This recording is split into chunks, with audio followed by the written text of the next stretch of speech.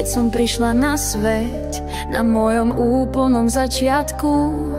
Bol si to práve ty, čo bežal pozrieť, či je tvoja dcéra a vnúčka v poriadku.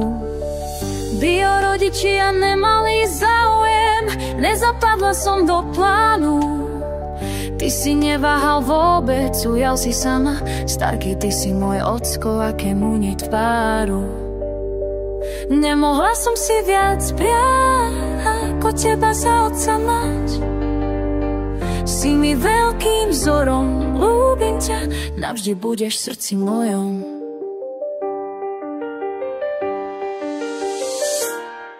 Tvoja láska a humor naučili ma mnoho. Netreba brať život len prísne stroho.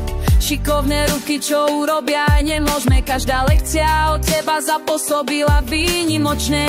Každý deň si ťažko pracoval, čo som nevedela, s láskou si vysvetloval. Keď som požiadala o pomoc, prišiel si a bolo jedno, či je ráno a či polnoc. Nemohla som si viac prijať, ako teba za otca mať. Si mi veľkým vzorom, ľúbim ťa, navždy budeš v srdci mojom. Navždy budeš v srdci mojom. So staričkou ste ma vychovali, ďakujem vám za to. Ukázali ste mi, čo znamená slovo rodina, akým byť manželom a rodičom. Dúfam, že raz a ja budem takým vzorom mojim deťom. Stáli ste pri mne v ťažkých chvíľach, veď len vy viete. Za právnučatá by ste aj dýchali, nadovšetko ich milujete. Nemohla som si viac prijať, ako teba za otca mať. Si mi veľkým vzorom, ľúbim ťa, navždy budeš v srdci mojom. Teraz tu už nie si, starký môj milovaný. Prišlo to tak náhle, v Bohu si bol povolaný.